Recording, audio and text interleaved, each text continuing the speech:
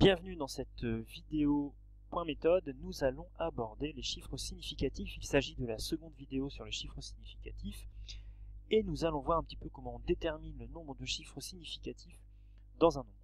Prenons d'abord des exemples simples. On va prendre 27 par exemple, une longueur, 27 mètres par exemple. Donc l'instrument de mesure nous fournit le 2 et le 7. Ce sont des chiffres que l'on connaît et donc ça fait deux chiffres significatifs. Pour 56,5, le 5, le 6 et le 5 sont fournis par l'instrument de mesure, trois chiffres significatifs, et pour 8,06, le 8, le 0 et le 6 sont aussi fournis par l'instrument de mesure. On connaît leur valeur, on en est sûr, ça fait trois chiffres significatifs. Alors gardons le 27. En fait, 27, c'est la longueur grand L d'un morceau de sucre exprimé en millimètres. Et à cette longueur, on va appliquer un changement d'unité, on va l'exprimer par exemple en centimètres, qui est une unité bien adaptée ici pour exprimer cette longueur, 2,7 cm. Et bien, comme 27 mm, j'ai deux chiffres significatifs, le 2 et le 7 dans les deux cas, que ce soit 27 ou 2,7. Alors allons un petit peu plus loin, exprimons maintenant cette longueur dans l'unité légale de longueur, donc le mètre, on obtient 0,027 mètres. Et ici, il y a quelque chose d'un peu spécial qui se passe, un peu bizarre. C'est-à-dire que dans le nombre de gauche, 27, j'ai deux chiffres significatifs. Et dans le nombre de droite, sans avoir changé l'instrument de mesure, sans avoir rien fait, j'ai pas refait une mesure, j'obtiens 4 chiffres significatifs. Et ça, c'est pas possible, parce que j'ai pas changé l'instrument de mesure, j'ai pas repris un instrument de mesure pour remesurer mon sucre. En fait, il n'y a pas 4 chiffres significatifs, même si ça semble assez bizarre. En fait, il n'y en a pas 4, il n'y en a que 2. J'ai rien changé. Comme j'ai pas changé l'instrument, j'ai pas changé la précision. Et donc, dans 0,027, il y a deux chiffres significatifs. Donc, dans 27 mm, il y a deux chiffres significatifs, et dans 0,027 mètres, il y a deux chiffres significatifs. C'est toujours pareil.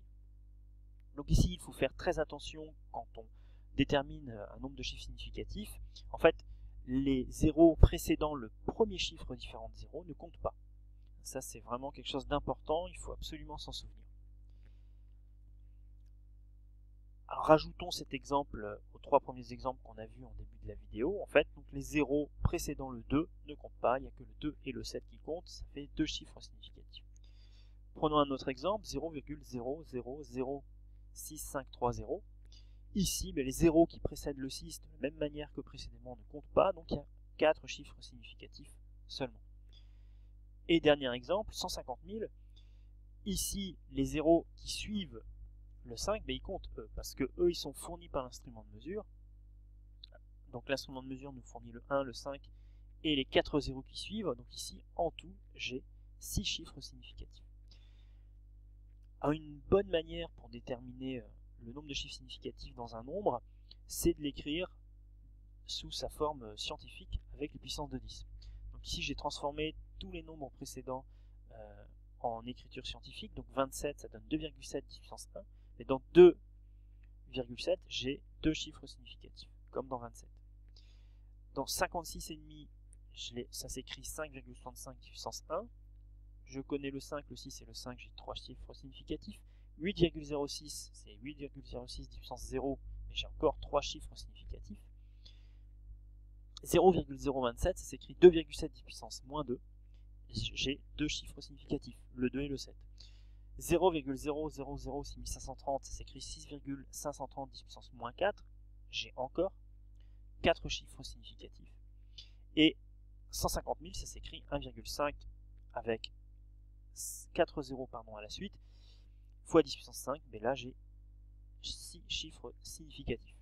Donc cette écriture scientifique, elle permet de déterminer parfaitement le nombre de chiffres significatifs. Dans ce cas-là, on ne peut pas se tromper.